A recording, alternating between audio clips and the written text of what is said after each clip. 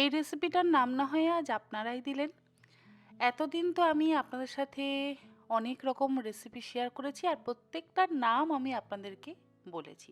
একবার আমি একটা আলুর দমের রেসিপি আপনাদের সঙ্গে শেয়ার করেছিলাম আর তখনও বলেছিলাম রেসিপিটার নাম আপনারা বলবেন।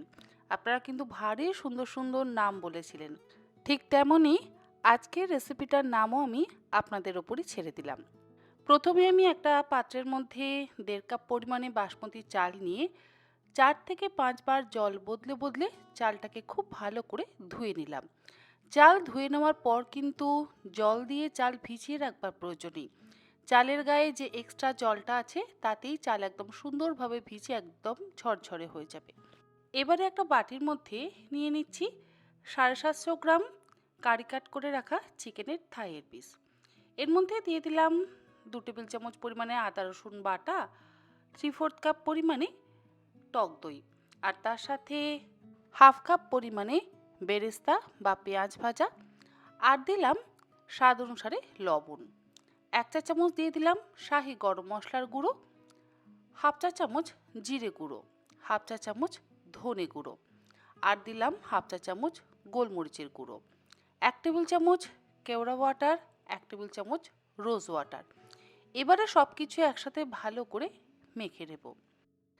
আমার দীর্ঘ ৬ বছরের ইউটিউব জার্নিতে আমি কিন্তু কখনোই গ্লাভস ব্যবহার করিনি। এই প্রথম আজকে আমি গ্লাভস ব্যবহার করে রান্না করছি। কিছু কারণবশতই আজকে আমি গ্লাভসটা ব্যবহার করেছি। যাই হোক, হাত দিয়ে খুব ভালো করে মেখে নিলাম। আর ম্যারিনেট করে রেখে দেওয়ার কিন্তু কোনো প্রয়োজন নেই, তবে আপনারা যদি রাখতে চান রাখতে পারেন। রান্নাটা আমি প্রেসার কুকারে করব। তার জন্য প্রেসার কুকারের মধ্যে দিয়ে দিলাম ১ টেবিল চামচ পরিমাণে ঘি। গ্যাসের ফ্লেমটাকে লোতে করে দিয়ে ঘিটাকে মেল্ট হতে দেব। আর ঘি মেল্ট হয়ে গেলে এর মধ্যে আমি কিছু গোটা গরম মশলা ফোড়ন দিয়ে দিচ্ছি।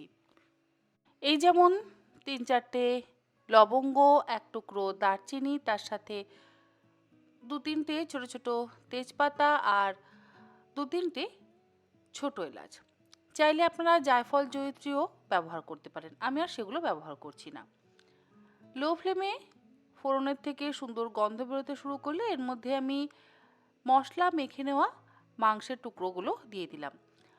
গ্যাসের ফ্লেমটাকে হাইতে রেখে মাংসের টুকরোগুলোকে আমি জাস্ট মিনিট ২-৩ সময় ধরে একটু ভেজে নিচ্ছি। এমন নয় যে খুব বেশিক্ষণ সময় ধরে আমাদের ভাজতে হবে, ৫ মিনিট ভাজলেই যথেষ্ট। আর ভাজা হয়ে যাওয়ার পর এর মধ্যে কিন্তু আমি কোনো রকম জলের ব্যবহার করব না, তবে আপনারা যদি চান তাহলে ওই 1/4 কাপ বা 1/3 কাপ জলের ব্যবহার করতে পারেন।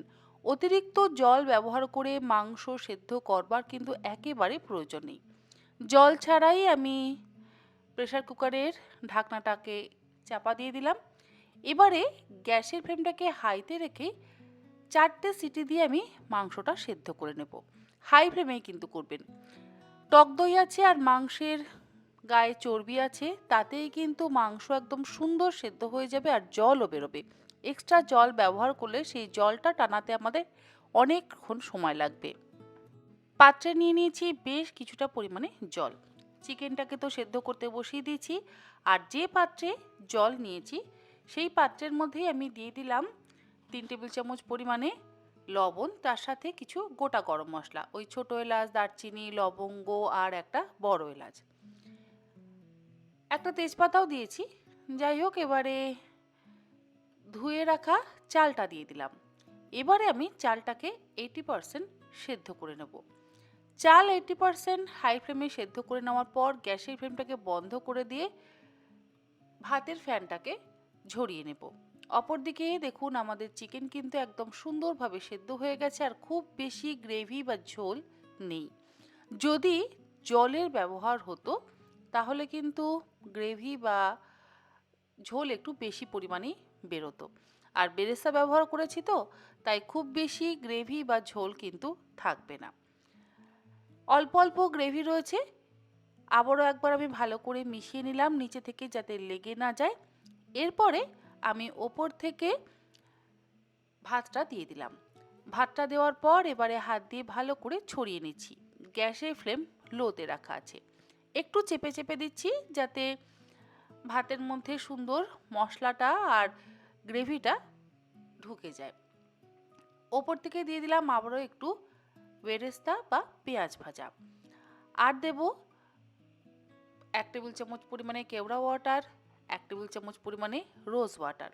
তার সাথে দেব স্বাদ অনুসারে লবণ, সামান্য একটু শাহি গরম মশলার গুঁড়ো।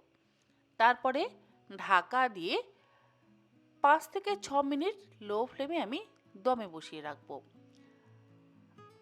6 মিনিট পর গ্যাসের ফ্লেমটাকে বন্ধ করে দিয়ে ওপর থেকে দিয়ে দেব একটু ঘি। ঘি কিন্তু আমি খুব অল্প ব্যবহার করেছি।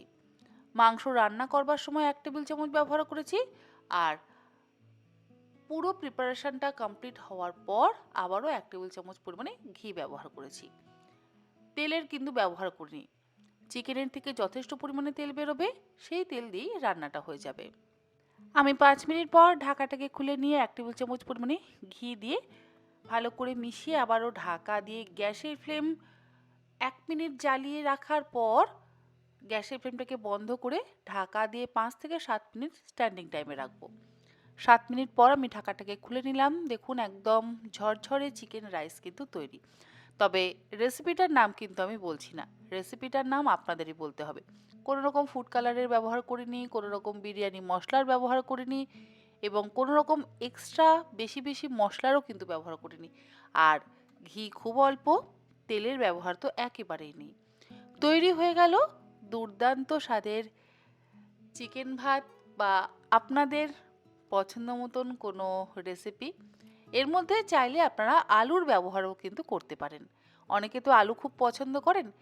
চিকেনটা যখন মাখবেন সেই সময় আপনারা বড় বড় আলুর টুকরো দিয়ে একবারে মেখে নেবেন, তারপরে একসাথে সেদ্ধ করে নেবেন, দেখবেন দুর্দান্ত লাগবে খেতে। রেসিপিটা কেমন লাগলো অবশ্যই জানাবেন, আর রেসিপিটার নাম কিন্তু অবশ্যই দেবেন। সার্ভ করবার পর ওপর থেকে ছড়িয়ে দিলাম আবারও সামান্য পরিমাণে একটু বেরেস্তা। আপনারা সকলে ভালো থাকবেন, সুস্থ থাকবেন। ধন্যবাদ।